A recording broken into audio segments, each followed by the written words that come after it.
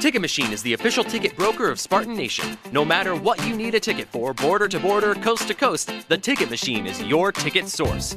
So whether you need to get into the hottest concerts, the best sporting events, you want the best seats in the house, or you just want to get in the door, when you want to go to any event that requires a ticket, anywhere, border to border, coast to coast, it's always theticketmachine.com. Theticketmachine.com, 517-655-3201. Check it out today at theticketmachine.com. Like Coach D did, just mention our thanks and the pleasure of working with Greg Ianni and congratulate him. And I've been here a year and a half or so, and he's been real instrumental. And we're doing the MUN renovation. He's right in the middle of that, and I'm glad he's going to stick around advising wise for a while and help us out. But he's been a great Spartan and a great help to myself and my family moving in. So just wanted to, like I said, congratulate him on a great career, and looking forward to getting after Notre Dame this weekend. Be a good series, Big Ten play start. Some of the schools have gotten going already. This is our first weekend. Very good team. I think a lot of teams in the country. I was talking to a couple non-conference coaches yesterday about some scheduling things down the road, and how's the team going, and you have those conversations. And I think everybody, I'd say outside of maybe 3 or 4 teams, you're kind of looking for that identity, and we're certainly no different than that. And Notre Dame's played a tough schedule, won some good games, and last weekend had an interesting weekend with Michigan. Lost the first night, and made a bunch of changes in their lineup, and played very, very well on Saturday night. So I think a lot of us are in the same boat, and as we go into league play, we'll continue to work towards being what we need to be. And like I said, it'll be fun getting into this. There's some real good teams coming up, and we'll find out a lot about ourselves this weekend. Danton, prior to this past weekend, you guys had played at such a high level for 4 games. Was this week more of a learning curve than anything else about guys learning, okay, it's just got to be the same intensity every weekend? No, that's a good point. That was probably the we had a good meeting yesterday, and I give our guys a lot of credit. It's you have a weekend where things don't go right, and that happens. That's life. We always think it's a nice even trajectory straight up, but there's some bumps along the road with everything you do, and that's kind of what we talked about in terms of what our identity is and when we play well. We've got 8 games under our belt, and it's fairly clear in the areas when we do things well with our energy, our excitement, our execution, our focus, and that's true with most teams. And when we don't, we throw ourselves into a 50-50 kind of situation where we may or may not win, and that's you want to give yourself the best chance, and I think this weekend that's where it was. We could have won both games, we could have split. We ended up losing both, and we were average, I think, Friday night, and that's maybe a little generous. And I thought we did some good things Saturday night. I liked the way our guys adjusted, and I felt better about our team Saturday night after than I did Friday night afterwards in terms of just their focus and their demeanor and how they played.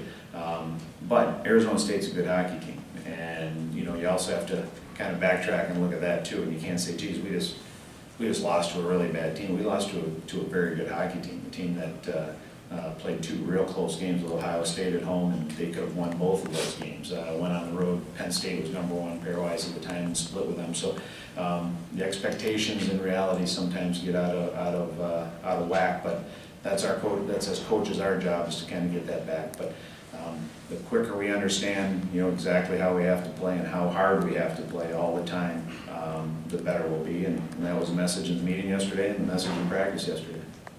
Dan, based on how you have to play, what makes Notre Dame so difficult to play against? Well, they're real consistent, and they don't beat themselves. They're gonna take what the game gives them, and it's a very mature way to play hockey, and it's hard to convince. Jeff does a great job there. It's hard to convince guys that that's the way to play, because everybody.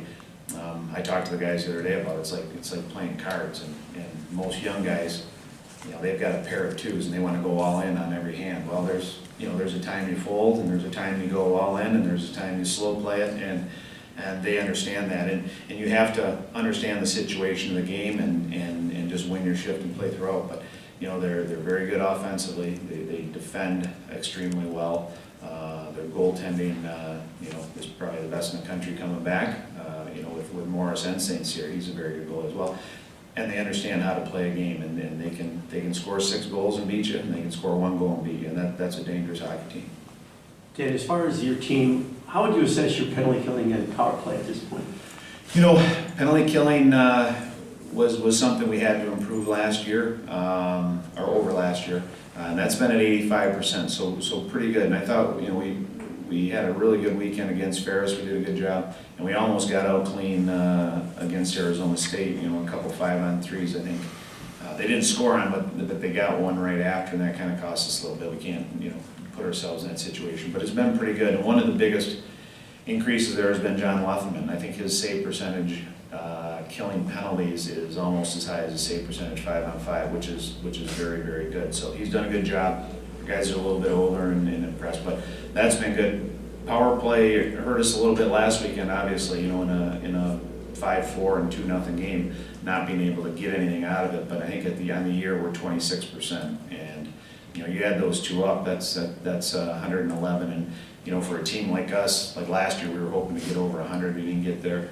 We were close, and then this year we kind of reset it at 105. So I think overall it's been a huge plus for us.